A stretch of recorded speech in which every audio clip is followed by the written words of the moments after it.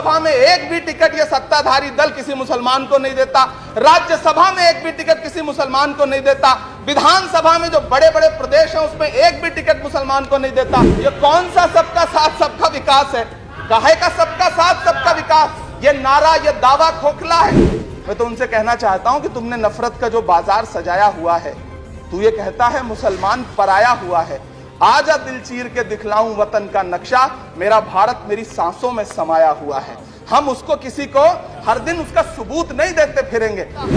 आप दुनिया के किसी दूसरे देश में अल्पसंख्यक अगर सफल होता है तो आप खुश होते हैं, मिठाइयां बांटते हैं, लेकिन अपने देश में अल्पसंख्यकों के खिलाफ किस किस तरह के नारे इसी दिल्ली और उसके इर्द गिर्द लगाए जाते हैं, क्या वो हम नहीं सुनते हैं?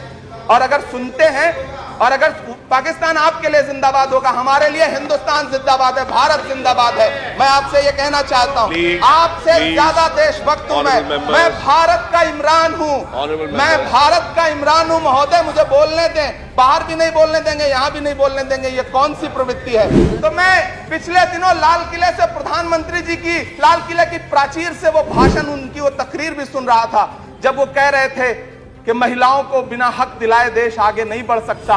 जब वो लाल किले की प्राचीर से ये बात बोल रहे थे, तो उस भाषण के महज 2.5-3 घंटे बाद उनके गृह राज्य गुजरात में बिल्किस बानो के आरोपी रिहा किए जा रहे थे। उसी दिन उन्हें माला पहनाया जा रहा था, उनका सम्मान किया जा रहा था। ये कौन सा सबका साथ सबका विकास है कि जो प्रधानमंत्री जी का इंटरव्यू ले, जो उनसे पूछे कि आप आम चूस के खाते हैं कि काट के खाते हैं, उसके लिए तो रेड कारपेट बिछा है।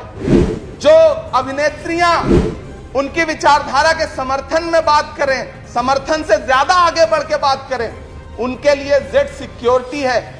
लेकिन वो शाहरुख खान जो पूरी दुनिया में भारत के तिरंगे का मान बढ़ाता है, जिसे फीफा वर्ल्ड कप में आमंत्रित किया जाता है, उसके लिए सोशल मीडिया पे किस तरह के ट्रेंड चलाए जाते हैं।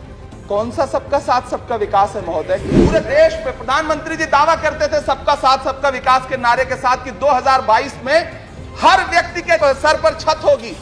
आप असम उठा के देख लीजिए, आप मध्य प्रदेश उठा के देख लीजिए, आप उत्तर प्रदेश उठा के देख लीजिए, एक दैत्याकार बुलडोजर है जो चारों तरफ घूम रहा है, और जिनके सरों पर छत है भी, उन छतों को भी छीन लेना चाहता है।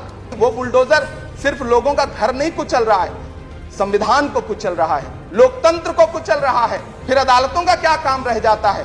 ऐसे में सबका साथ सबका विकास कैसे माना जाए? संसद से महज 800 मीटर की दूरी पर जंतर मंतर पर खड़े होकर के कार्यक्रम आयोजित होता है, और एक व्यक्ति वहां खड़ा होकर के सीधे आह्वान करता है। दिल्ली पुलिस उस पर कोई कार्रवाई नहीं करती, उल्टा जो मीडिया उसको दिखाने का प्रयास करती है उनको नोटिस भेजा जाता है। ये कौन सा सबका साथ सबका विकास है उपसभापति महोदय? उपसभापति महोदय, इसी दिल्ली में एक सांसद पाए जाते हैं, सत्ताधारी पार्टी के सांसद हैं, वो अपने कार्यक्रमों में सार्वजनिक मंचों पे खड़े होकर कहते हैं कि मुसलमानों का आर्थिक बहिष्कार करो। आप कह रहे हैं सबका साथ सबका विकास? कैसे होगा सबका साथ सबका विकास जब सत्ताधारी पार्टी के सांसद आर्थिक बहिष्कार की अपील करेंगे और उनके खिलाफ एक मामला तक दर्ज नहीं होता? ये कौन सा सबका साथ सबका विकास का दावा है? मदरसों के जो शिक्षक हैं, उनका कई साल से उनको वेतन नहीं दिया गया है। हमारे पास उनके फोन आते हैं, कहते हैं कि हमारी बात सदन में उठाइए, हम भूखों मर रहे हैं, हमारे घरों में चूल्हे नहीं जल रहे। हम जब उनकी बात यहां करें तो विरोध, लेकिन बातें क्या हैं? सबका साथ सबका विकास। चैनलों पे होने वाली डिबेट का स्तर देखिए, उसको रोकने के लिए हमारी सरकार रत्ती भर भी कोई कदम उठाना चाहती है? नहीं उठाना चाहती, बढ़ावा देती है। ये जो जहरीली बातें करने वाले चैनल हैं, उनके जो प्रमुख एंकर हैं, उनको सुरक्षाएं दी जाती हैं, उनको रोका नहीं जाता। कौन सा सबका साथ सबका विकास है? अभी राकेश सिन्हा जी कह रहे थे कि प्रधानमंत्री जी ने कहा तिरंगा यात्रा निकालिए।